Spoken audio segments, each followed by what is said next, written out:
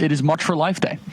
March for Life brings in, you could say, hundreds of thousands of people from across the country to march for the unborn, to march for the most vulnerable. Now, for years, Republican politicians have been very skittish to engage on the issue of life. As you know, in this program, we are 100% pro-life and fight for the unborn, not just on this program, but on college campuses, the most difficult place to advance such values and such a worldview. For years, Republican politicians have talked a good game when it comes to abortion and pro-life, but they rarely ever did anything. They rarely ever made any policy decisions that were consequential in the fight for life.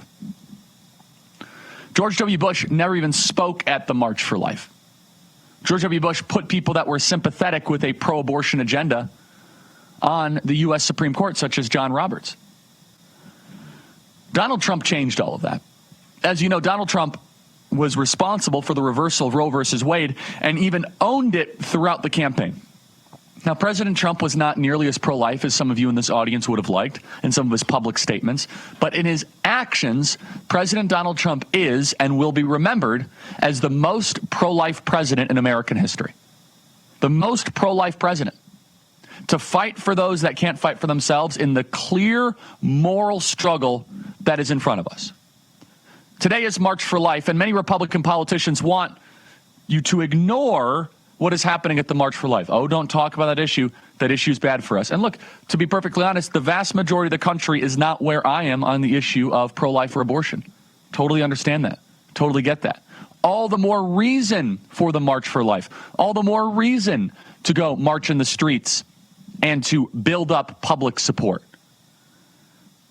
Yesterday began a series of executive actions and pardons by President Donald Trump to show his support for the pro-life community, to show his commitment to delivering for pro-life patriots and people that have been wrongly scrutinized and criminalized.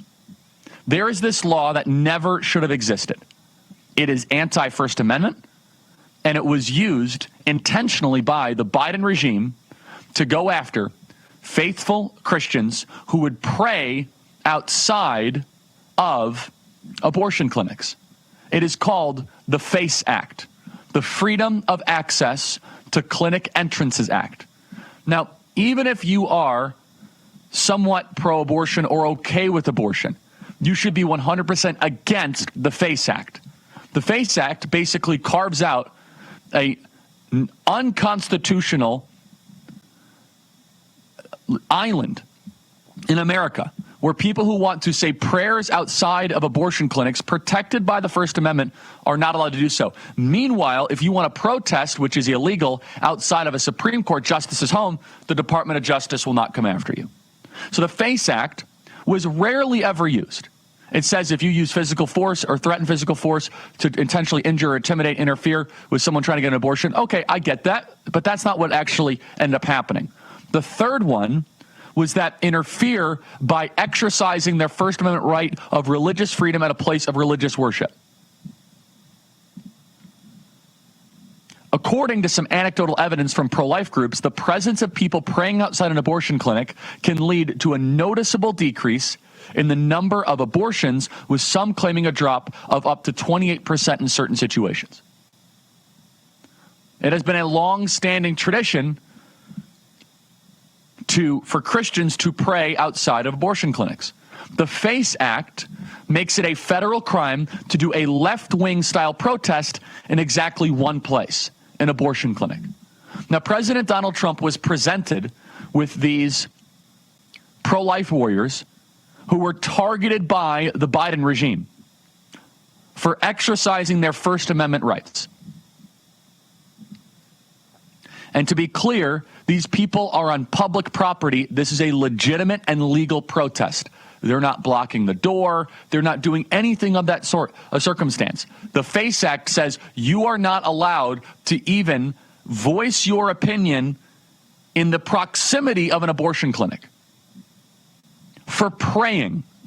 President Donald Trump saw this, weighed all of the options, and issued full pardons for these pro-life warriors. Calvin Zastro, Heather Adoni, Bevelyn Williams, Paulette Harlow, Joan Bell, Jean Marshall, Herb Garrity, Jonathan Darnell, John Hinshaw, and Lauren Handy.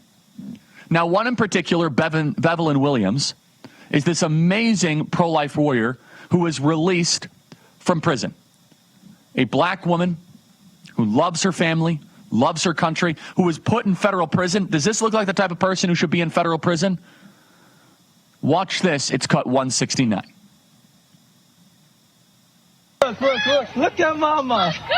Look at mama. Look at us.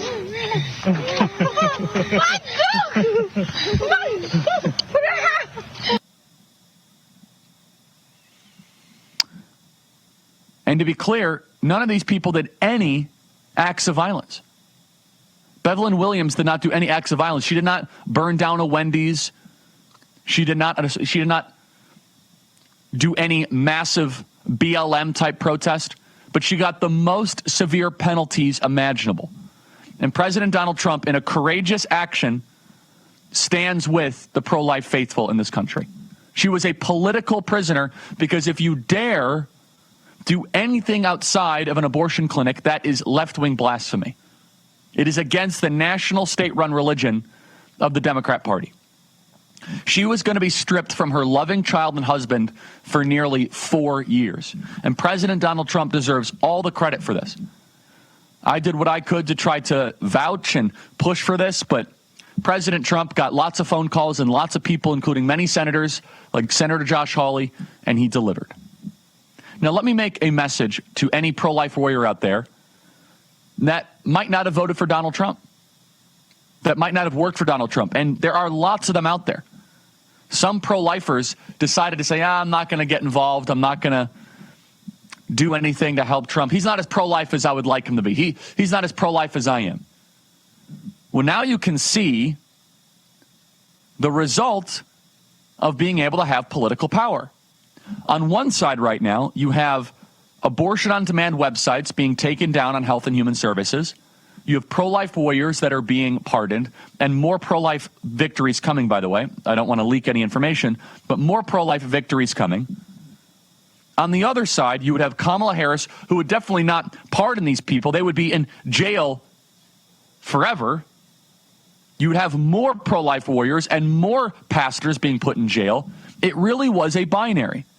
But let this be a learning lesson for any of some of the self-righteous activists who refuse to do anything to lift a finger for President Trump. Not only were you wrong, you were actively helping the enemy. And some people say, oh, I was just honoring God. Helping Kamala Harris is not honoring God. Helping that former illegitimate regime that was gender mutilating our kids, keeping our borders wide open, that does not honor God. Instead, those of you who did step up with courage and clarity to help President Donald Trump, despite all the noise around you, you guys can rest easy and see these victories be delivered. Life is a gift from God. And now we have the most pro-life administration in history. J.D. Vance is speaking at the March for Life today. Praise God.